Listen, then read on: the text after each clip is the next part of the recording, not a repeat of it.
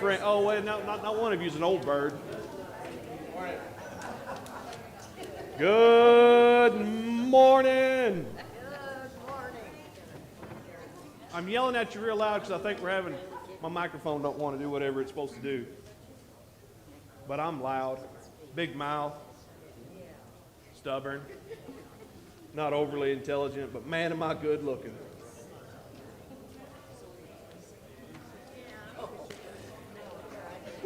Glad to see you're still alive. I do know the feeling. 68 last week. Bet you probably got just a little bit more than that because you work 512s or 612s? 514s, oh yeah. That's 7 days. Think of all that money. Think about all that money you don't even need. Yeah. Well, I noticed it didn't get no quieter. I did start talking. Well, I need to know, how are we doing this morning? Is everybody doing all right? Because y'all going to have to carry this class this morning. I'm going to say a couple of 3 or 4 statements, and then I'm going to leave it up to y'all to figure it out from there. Because you know me, I very rarely ever try to give accurate and full information. So we're just going to wing it, see what happens. Next thing you know, we might be swinging from the rafters and all that good jazz. Probably not, though. If I had to guess, it's probably not how we're going to start our day off. All right, well, as usual, I'm going to ask one of you fine individual men to pray us open this morning. Who wants to carry the torch? Bobby Burge, thank you for volunteering. Love Heavenly Father, thank you, dear Lord, for another beautiful day you've given us all, another day to worship you, to praise you, to be thankful for the countless blessings you continue to shower over us. We ask that you guide and direct us through our daily lives, and be with Chad during his discussion of your word this morning. These things we ask in Christ's name. Amen. Well, thank you, Mr. Burge. Matthew, Mark, Luke, and John all record the life, the happenings of Jesus Christ. Matthew, Mark, Luke, and John all also record the trial of Jesus Christ, the crucifixion of Jesus Christ, the resurrection of Jesus Christ. Now, why is that important? In the context of what we've been talking about for roughly the last 3 months now, what's the significance of those things being recorded? Now, I'm talking about outside of the spiritual realm. What is the significance of those events being recorded in the New Testament? Huh? Proof? Proof of what? Historical. Historic evidence, proof of Jesus' existence, because that's what we've been trying to do, right? Trying to prove that Jesus, in fact, was a man that did, in fact, live during a time period that we could go back and verify. I mean, we Googled some things yesterday that verified quite a bit of it, didn't we? We didn't Google anything yesterday. I guess it was probably last Sunday that we did that. Yeah. So, Matthew, Mark, Luke, and John all record the trial, the crucifixion, the death, the burial, the resurrection. Now, we've taken other parts of the Bible and we've proved them out through history.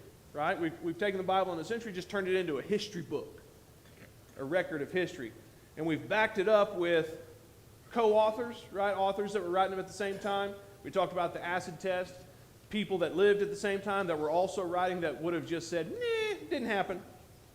So we have all this history that's written down in here in this New Testament for us. So, scatter amongst yourselves between Matthew, Mark, Luke, and John, and let's go look at the crucifixion, or not the what's that thing coming before? The trial, the death, the burial, and resurrection of Jesus Christ. So some of you go to Matthew, some of you go to Mark, some of you go to Luke, some of you go to John, or everybody all go to the same one and I'll bounce back and forth. It don't matter. We're going to look at all of them just a little bit. I'm going to go to Matthew. And it's somewhere along about 25 or 26 if you're going to Matthew. Yeah, 26 seems right.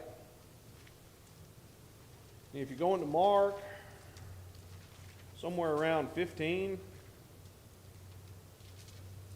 Why don't you back that up to 14 if you're going to Mark.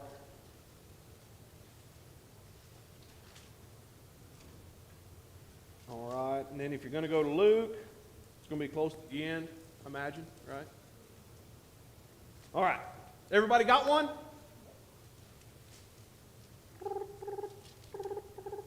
That's the sound of crickets. Everybody got one? Yes. Okay, here we go. Matthew, if you're in Matthew, if you're not in Matthew, I'm going to read it to you, don't worry. Matthew, starting right there in verse 1 of chapter 26. When Jesus had finished saying these things, the disciples said, "As you know, the Passover is 2 days away, and the Son of Man will be handed over and be crucified." Then the chief priests and the elders and the people assembled in the place of the high priest, whose name was Caiaphas, because as we know from Josephus, Caiaphas was the high priest that year. It's also mentioned in Luke that year Caiaphas was the high priest. It's also mentioned in Matthew, Mark, and Luke that Joseph of Arimathea was in fact a member of the council. We'll get to that part here in just a minute, but just keep in mind that Joseph of Arimathea didn't just appear out of nowhere with all this going on, okay? All right, who was Caiaphas? And they schemed to arrest Jesus secretly and kill him, but not during the festival. There may be a riot among the people. We wouldn't want to do that unless we were going to start the riot. Keep that in mind. All right, we're going to paraphrase down just a little bit.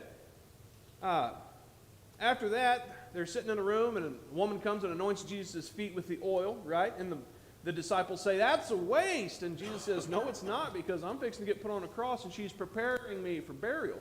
So this thing that she has done for me is quite a wonderful thing." And then immediately after that, Judas says, "Well, you know what? I'm going to go ahead and betray Jesus. We'll just go ahead and get that knocked on out." All right? And he was looking for an opportunity to hand him over. So as the disciples were preparing for the Passover, they said, Jesus tells his apostles, "Go and tell a certain man and tell him that the teacher says the appointed time is near, and I need to celebrate the Passover with my disciples at your house." Now, who the appointed man was? I don't know. Anybody know? I don't know. It may say it somewhere. If it does, I don't remember it. Thank you, Lord. You must have made a good point. The lights came on. Let there be light. Anyway, so Jesus says, "Go tell this man, hey, we're all coming to your house. Get ready." Okay? And without batting an eyelash, obviously they said yes, because there they did go, in fact, yes. All right. So Jesus and the disciples are sharing the Last Supper. He says, they're sitting around and they're partaking of the Passover meal, which does anybody remember what the Passover meal was from Exodus?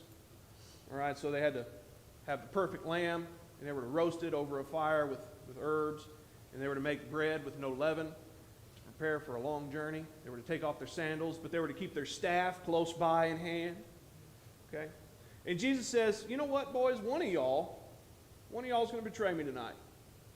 And of course, obviously they all said, "No, not us." And Jesus goes on to tell them, he says, "Look, one of you is going to do it.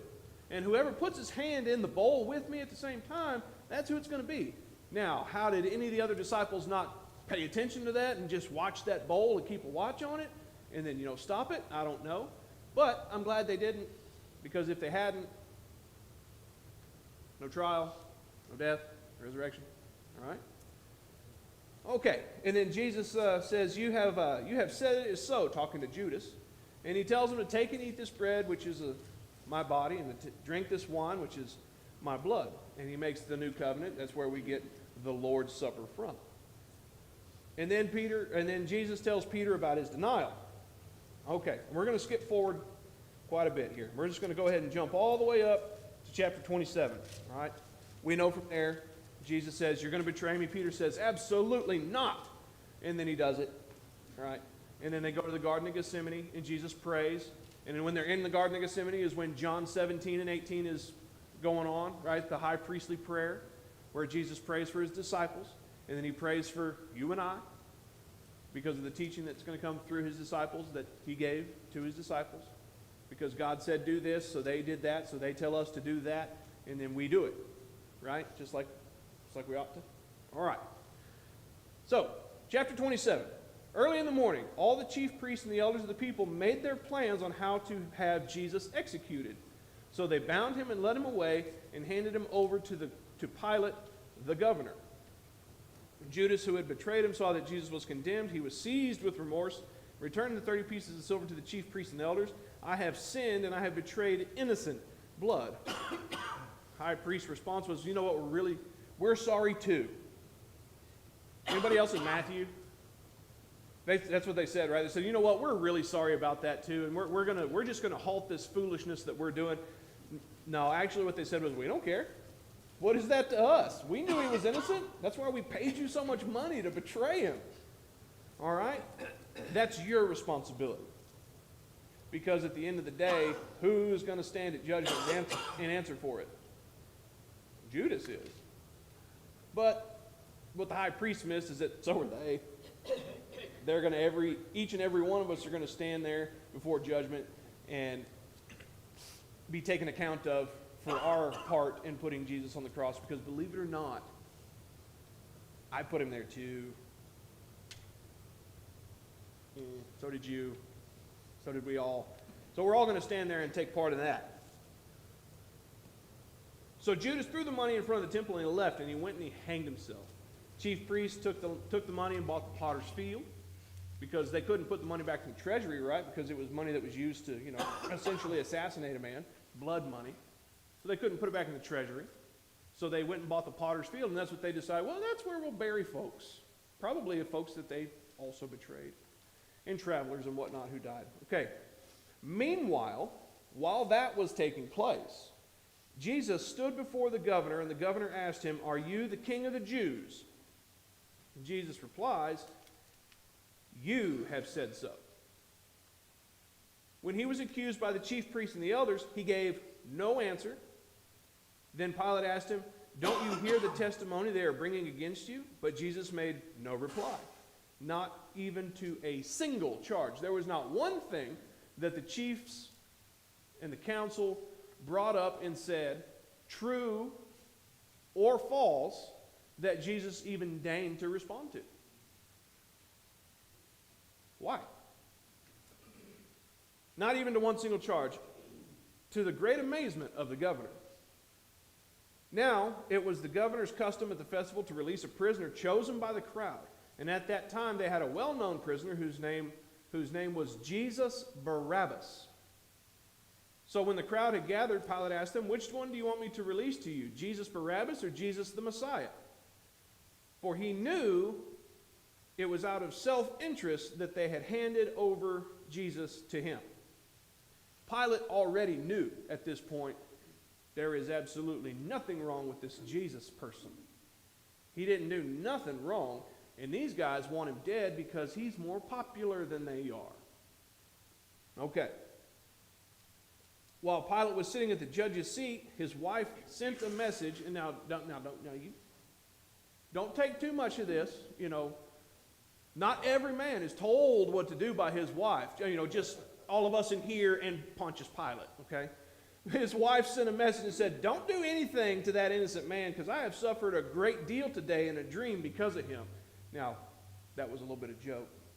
Obviously, we're all told what to do.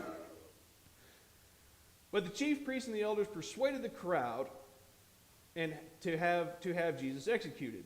"Which of the two do you want me to release to you?" the governor. And Barabbas, they answered. "What shall I do with Jesus, who is called the Messiah?" And they answered, "Crucify him." "Why?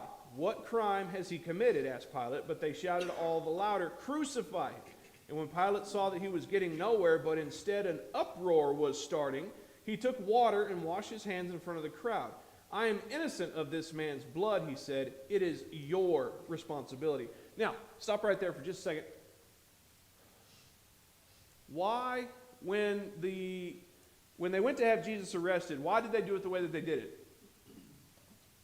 It said just a minute ago because they couldn't kill him. Do what? Because they weren't allowed to put him to death. They weren't allowed to put him to death, but that's in fact exactly what they ended up having to do. But specifically, it said in the text earlier, why did they not want to do something right there so close to the feast? Riot. because they didn't want to cause a riot. But when they saw that they weren't getting their way in the governor's, well, outside of the governor's palace, because they weren't allowed to go in because that would have made them unclean for the ceremony for the Passover.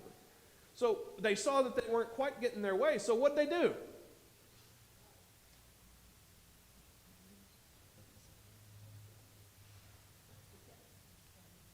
When Pilate saw that he was getting nowhere, but instead an uproar was starting, what did the chief priests and the council do when they weren't getting their way? They started a riot. Because what gets the grease? The squeaky wheel. And if all the wheels are a-squeaking, you're going to do whatever it is that you have to do to make sure that they stop.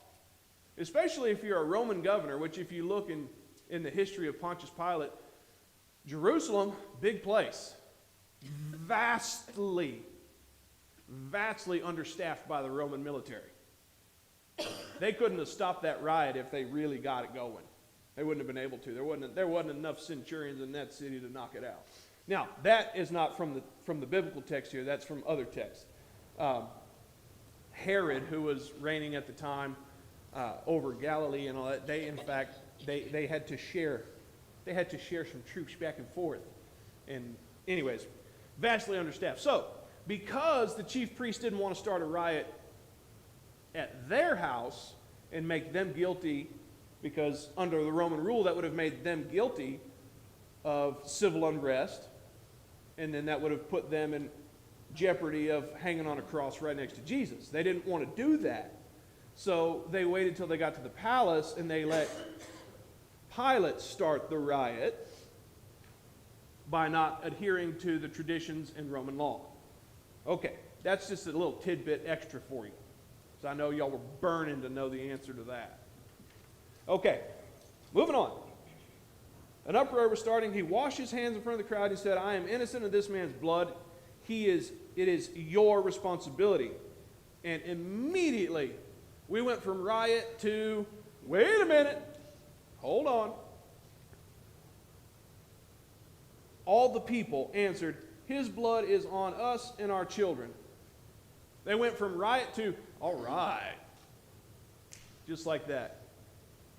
They were worried, so worried about being made unclean, right?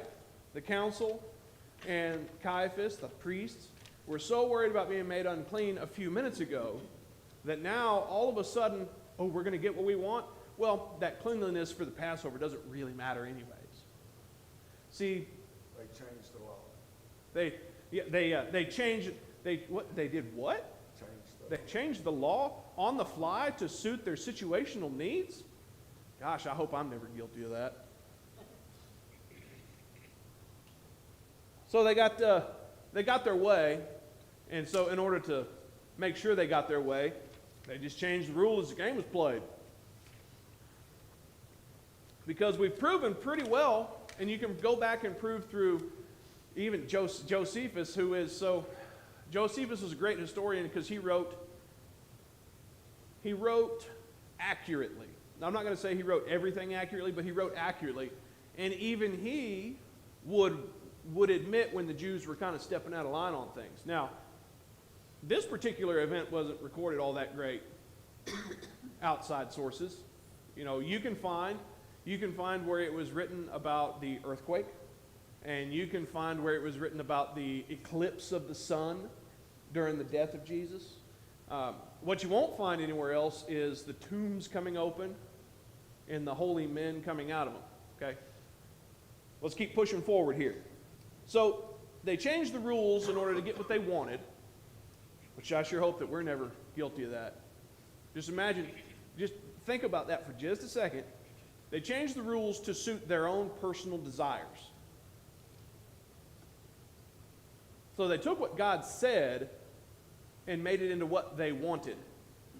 They justified it their own way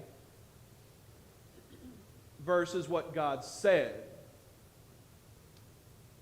So they took what God said and they twisted it to get what they wanted. I feel like we talked about that for a couple of weeks. Anybody know? Anybody remember that? What did we end up calling that? We ended up calling that the law of... So it's the law of exclusion. So they took what God said, which excluded what they wanted, because they wanted Jesus dead, and they weren't allowed to have it. But so they took what God said and just kind of tweaked it a little bit on the fly to adjust it just a little to get what they wanted. They superimposed their opinion on God's will. I sure hope I'm never guilty of that. Ugh. Okay. His blood is on us and on our children. Then he, being Pilate, released Barabbas to them. He had Jesus flogged and handed him over to be crucified. Then the governor's soldiers took Jesus into the praetorium and gathered the whole company of soldiers around him. They stripped him and put a scarlet robe on him, and then twisted together a crown of thorns and set it on his head. They put a staff in his right hand, and they knelt in front of him and mocked him. "Hail, King of the Jews," they said. They spit on him. They took the staff, and they struck him on the head again and again and again. And they had mocked him, and they took the robe off, put his own clothes back on him, and they led him away to be crucified. So, anybody who's following along in a different book, Matthew, we're in Matthew. I'm in Matthew right here. Who's in Luke, John, Mark? So are they pretty much lining up pretty close right now? Exact, but then it goes back to Pilate from there. Back to Pilate from there. So that's what, John 20 or 19:5. Okay. So I'm gonna flip over to John 19:5 here somewhere. Here we go. There it is. All right, the login. And when Jesus came out wearing the crown of thorns and the purple robe, Pilate said to them, "Here is the man." As soon as the chief priests and officials saw him, they shouted, "Crucify! Crucify!" But Pilate answered and said, "You take him and crucify him. You do it." Because they had started that riot when they didn't get their way, right? And then they changed the rules of the game to get their way, and then they didn't want to get their way. They wanted him to do it. And he said, "No. I'm not going to change the rules. I am going to do what I'm supposed to do. And I'm supposed to cut this man loose because he is innocent." See, at that particular time, Pontius Pilate was a little more righteous than the high chiefs and the council, because he knew that according to not only God's law, but Roman law, that they were murdering an innocent man. And he said, "I will have no part of it. I will not change the rules to justify what is better for me at this time." It would have been much easier for Pilate to just go, "Okay," and do it, because a riot of Hebrews and Jews, they're same thing, in the middle of Jerusalem, which is their city, would have been really hard for this very understaffed Roman company, because that's all that was in the city at the time, was a company. All right, what's company strength, Kelvin? Well, usually, you mean today or then? Well, today, what's company strength? Into 100 and something? Usually 100 to 150. 100. So let's go on the high end, 150. So if those numbers were accurate then, company strength, a company of Romans, which I think a company of Romans was nearly 1,000, to be honest with you. It was not quite a centurion guard. But even 1,000 soldiers. How many, on the day of Pentecost, right, when Jesus ascended, how many souls were added that day? 3,000. So, now these are unrelated, okay? I'm just using the numbers from the book in order to make a point here. How many Jews would each Roman have had to kill in order to survive that riot? 3 if there was 1,000 Romans. 300 if there was only modern day company strength. They wouldn't have been able to do it. It would have been easier for Pilate to just acquiesce to the Jews' request at the time. But he had more scruples than that, and he said, "No, I will not change the rules to suit my needs." It would have been better for him by far to just go along with it. But he said, "No."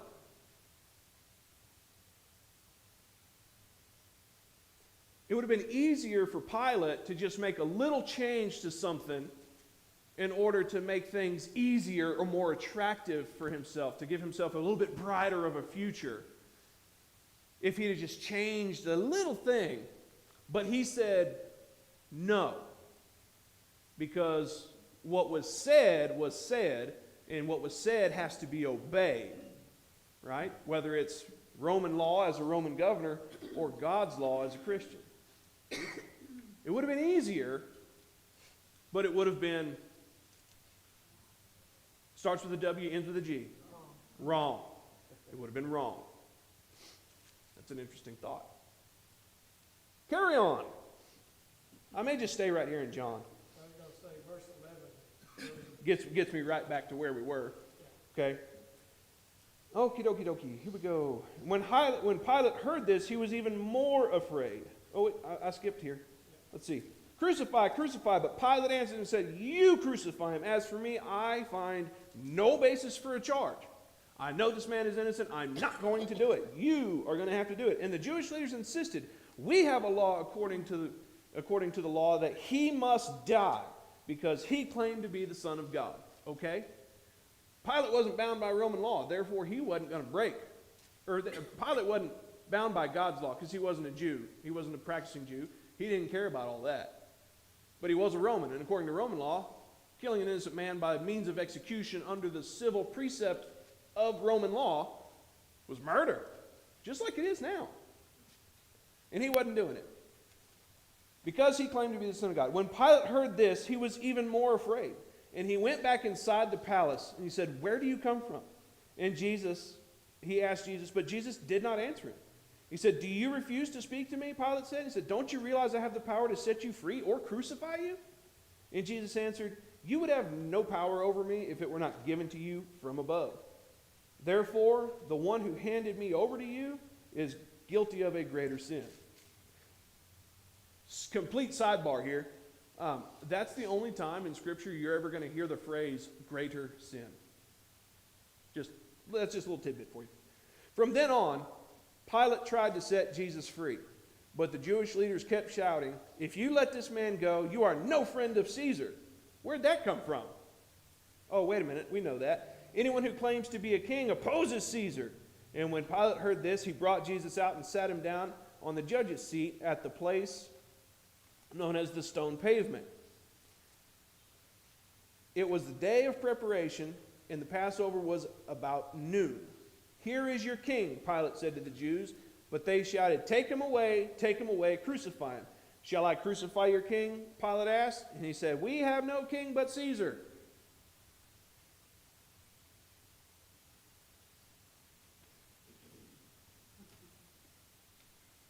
What did it? What was that? Political thinking. Maneuvers. Does anybody know where the Ten Commandments are? Anybody ever read them? I'm pretty sure that the Jews were not allowed to say that. In fact, you know, the reason that the Jews were able to operate as they were under the Roman rule was because they were not allowed to acknowledge Caesar as their king. They were allowed to acknowledge Caesar as their, what's the word I'm looking for? I don't think that they could even recognize him as their ruler, but as much as their benefactor, I guess is probably about the best way to put it. There's a word for it, and it's escaping me right now because I got wrapped up in the drama of the point I was making, the flair. But more importantly, what did the Jews do just then? They changed the rules. They took what God said. God said, have no other gods before me, right? You have no king but I, the one, Yahweh. And they said, well, God said this, but, you know, right now, because in order to get what we want, to achieve the goal that we're looking forward, we're going to change this just a little bit. We're going to say, it's okay to say it right now, guys. Just don't say it later. You know, but right now, it's fine. They changed the rules. Again, that's twice. They changed the rules to get what they wanted. Man, I sure hope I'm never guilty of that. Whew, that'd be bad. you know, you still got to appreciate Pilate. Because Jesus gave Pilate a reason for Pilate not to care for Jesus. Mhm. Because he says you would have no power if it wasn't given to you, you know. But even after that statement, Pilate's still saying, okay, this guy is innocent, this guy is innocent, this guy is innocent. He won't say the one thing that I need him to say. Because in order for Pilate to be justified in crucifying Jesus, what did he need him to say? He needed Jesus to say, I am the king of the Jews, because that would have been illegal under the Roman law, under the agreement between the Romans and the Jews to live together. That would have broken that contract, and then he would have been 100% justified in crucifying Jesus. But the fact is, Jesus never said it. He never said, I am the king. What did he say? You say that. You say that I am. Is that what you were told, or is that your own idea? It is as you say. He would never give him what he needed. You mean he stuck to the truth? He, that's weird. Stuck to what he was told. So, Pilate, through all of this, was more godly than the Jews. Keep going. We have no king but Caesar, the chief priests answered, and finally Pilate handed him over to them to be crucified. Pilate knew at that point, why did Pilate not hand him back over to the Jews until that? Because at that point, when the high priest say, our God doesn't matter because we have Caesar. Caesar is our king. We have no king but Caesar. Pilate understood enough about the Jews to know that at that point, there was nothing for him but death if he continued. So he did the only thing that he could do, and that was he gave Jesus back to the Jews. He had no right to keep him, and to keep him was only going to cause further issue. So he turned Jesus back over to the Jews. So the soldiers took charge of Jesus, carrying his own cross. He went out to the place of the skull, which in Aramaic is Golgotha, where they crucified him with two others, one on each side of Jesus in the middle. Pilate had a notice prepared and fastened to the cross, which read, Jesus of Nazareth, the King of the Jews. Why did Pilate make that sign? That's the only way he could justify having him being crucified. Kind of. For the common folks, yeah. Here's the thing. Pilate knew who Jesus was before any of this took place. All right, which was it? Is it Mark or Luke that verifies that for us? One of them. So, and I'll look it up. Just trust me. I won't lead you astray on this one. Pilate knew who Jesus was before any of this took place. Pilate didn't find out about Jesus when they showed up on his doorstep that day. He knew who he was beforehand. In Matthew, what did Pilate's wife have to say? She knew who he was before this took place. She said, don't do it because I had really bad dreams. I saw how this was going to play out. And man, let's not do it, hon. Let's not do it, hon. And he listened like a wise man should. And he said, let's not do it, guys. And the Jews said, we're gonna. And you're gonna. Okay? Pilate knew who Jesus was before any of this ever even happened. When he wrote that sign, the way that he wrote it in the Greek in the Greek language, the way that it was written is the same way that it was written when Jesus said, before Abraham, I am. And what did that mean? When Jesus said that, before there was Abraham, there was me. I am before Abraham. I am God. Now, the same tense that was written is what Pilate did. He wasn't putting a mocking sign up above Jesus. Now, it was very much taken that away by many, many, many. But when Pilate wrote that, in the language that he wrote it, in the punctuation, in the sentence structure that he wrote that, what Pilate was saying is, this is the king. And not like a governor. This is the big T, big H, big E, real big, circled, circled, circled, underline, underline, underline. The king of the Jews. Pilate knew that Jesus was the Messiah. He knew. Because he had been watching, been paying attention. He knew. That's why he wrote it that way. You know, Luke 23:38 is what you were asking about. An inscription also written over him in letters of Greek, Latin, and Hebrew. The statement, "This is the King of Jews." Pilate was making sure there was no doubt to any of those in this area. That could read, He is the king, the king. and you are the ones killing him. Mhm. Not me. I'm out. And this is your fault. He went through great trouble to make sure that everybody who walked by knew that this was the king. This wasn't some criminal. This wasn't some robber or a murderer or an insurrectionist. This was the king. This is the Messiah hanging on this tree right here, and it's your fault. It's my fault too, obviously, right? Look like you're having a good time back there, Mike. Okay, let's keep pushing a little bit. Okay, and he put the sign, but this man came to be, Jesus of Nazareth, King of the Jews. Many of the Jews read this sign, for the place where Jesus was crucified was near the city, and the sign was written in Aramaic, Latin, and Greek. The chief priests of the Jews protested to Pilate. What? He protested? Why? Do not write the King of the Jews, but that this man claimed to be the King of the Jews. And then what Pilate had to say about that? We talked about this a little bit last week. Pilate said, I have written what I have written. See, the chief priests knew what Pilate's sign meant, and that's why they were unhappy about it. Pilate's sign said, this is the king, the Messiah, the one that you guys were looking for. This is him.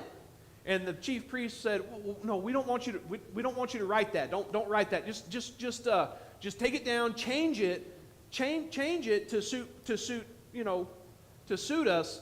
Change it just a little bit. Take what you have said and change it just a little bit to appease our desires. We want you to change it to say he claimed to be the king of the Jews. And Pilate said, I have written what I have written. Now take that and tell me what Pilate said. When he said, I have written what I have written, what did Pilate say? I'm not changing it. It's not going to happen. You know why? Because what I have said is true. What I have said is just. And according to Roman law, what I have said is law. Think about that for a second.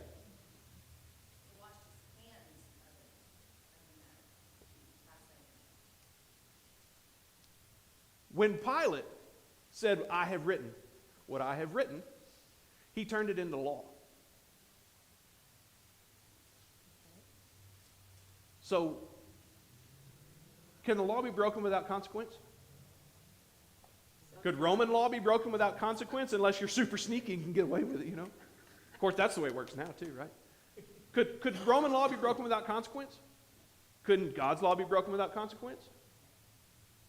So when the Jews came to Pilate, and said, we want you to change this to suit our needs, to suit our desires, to suit our opinions, to suit our wants, to suit our vision, to suit our opinions.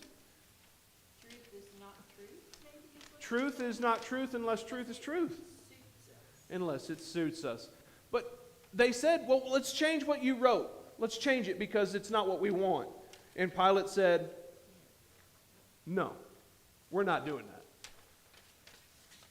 in the grand scheme of things, from Genesis to maps, from day one till day whatever, when God decides to come back and end it all, who is Pontius Pilate? How important is Pontius Pilate? Is Pontius Pilate the Messiah? Did Pontius Pilate have the ability to save your soul and give you eternal life in the kingdom of heaven? No. But yet, his law couldn't be broken without consequence. I wonder if God's works the same way. I wonder if we can just kind of like say, hey, God, we're going to just change this a little bit just to kind of suit what we want, you know. It'd be easier. There would be less, contention and rioting if we just kind of went along with this new idea. If Pilate can stand up, who is nobody in the grand scheme of things, he's nobody, can stand up and say, no. That begs the question of us, does it not? Do you know one of the ironies here Of many. is that an unchristian follower stood up for God in public without fear and said, no, we're going to do what's right against, well, I don't know that I'd call them Christians because they're self-serving. Oh, they were Jews. Christians didn't even exist. Right. They couldn't be Christians. They were Jews. But this was a group of people that had been told for generations, this is God who is coming, this is who will save you as a people, and yet they as a people still stood against him. Because their own opinions were what? More important to them Than what God had to say. That's a dangerous game to play. Actually, it's not a dangerous game to play. It's a deadly game to play. And I don't mean earthly. Chad. Yo! 2 Corinthians 13:8. For we cannot do anything against the truth, only for the truth. And that fits any situation we're in. Does it? So I couldn't stand up and say, Jesus isn't real, this is all stupid, let's go to the house? That's against the truth. Of course, I'm not going to say that. I know that there's a heaven and a hell, and I know there's one I don't want to go to. You can say it, It don't make it, but it doesn't make it but it doesn't make it right. true. It doesn't make it true. You can say, you know what, this is okay for us to do, we'll adjust this because, and that's fine, but that doesn't make it true. Because you can't do anything against the truth.